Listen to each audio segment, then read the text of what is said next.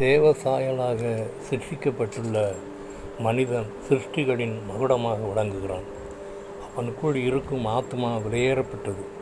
அதே வேளையில் ஒரு மனிதனின் உடலில் உள்ள வேதிப்பொருள்களின் மதிப்பு மூளையால் கிரகிக்க முடியாத ஒன்று என்று டேவிட் சாடூப் என்ற அறிவியல் நிபுணர் கூறுகிறார்.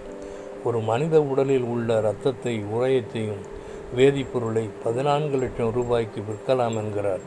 இரத்தத்தில் இருக்கும் 40 கிராம் அளவுள்ள மயோகுளோடின் சுமார் 45 லட்சம் மதிப்புள்ளது. இப்படி கோடிக்கணக்கான ரூபாய் பெருமானம் உள்ள வேதிப்பொருள்கள் மனித உடலில் இருப்பதாக சமீபமாக வெளிவந்த ஒரு அறிக்கை கூறுகிறது. அணு ஆராய்ச்சி நிபுணர் ஒருவர் ஒரு மனித உடலின் அணுக்கள் மூலம் 1 கோடி கிலோவாட் மின்சாரத்தை தயாரிக்கலாம் என்கிறார். இதன் மதிப்பு கிட்டத்தட்ட 4 லட்சம் கோடி ரூபாய் என்கிறார். இப்படி மனிதனின் மதிப்பை பணத்தால் கணக்கிடுவது இயலாது. மனிதனுடைய விலையை சிருஷ்டிகராகிய தேவன் மட்டுமே அறிவார். எப்படி அவரை மதிப்பிட முடியாதோ அதே போல் அவரது சாயலாய் படைக்கப்பட்ட நம்மையும் மதிப்பிட முடியாது. நித்தியத்தை குறித்து நமக்கு இருக்கும் நம்பிக்கையை எல்லாவற்றையும் விட விலையேறப்பட்டது. ஆதியாகமம் 1:27 தேவன் தம்முடைய சாயலாக மனுஷனை சிருஷ்டித்தார்.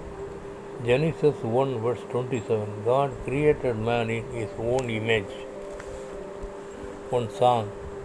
அப்பா நான் உம்மை பார்க்கிறேன், அன்பே நான் உம்மை துதிக்கிறேன்.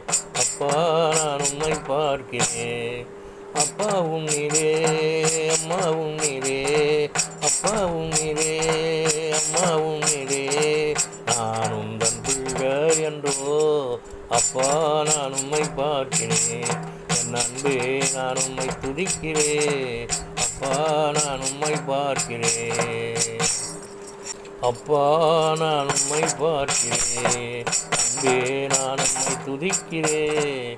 அப்பா நான் உம்மை பார்க்கிறேன், அப்பாவும் நீரே அம்மாவும் நீரே, அப்பாவும் நீரே அம்மாவும் நீரே.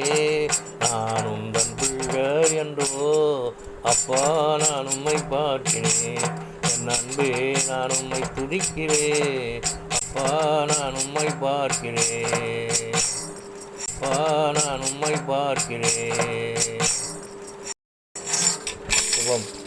எங்களை நேசிக்கிற நல்ல பிதாவே, தகப்பனே, நான் உம்முடைய சாயலாக படைக்கப்பட்டவன் என்று அறிந்து உம்மை மற்றவர்களுக்கு பிரதிபலிக்க, உம்மை போல் வாழ, ஆசீர்வாதங்களை சுதந்திரிக்க கிருபை புரிய வேண்டும் என்று யெகோவா மேசியா நாமத்தில் கெஞ்சி மன்றாடுகிறேன் பரிசுத்த பிதாவே. ஆமேன்.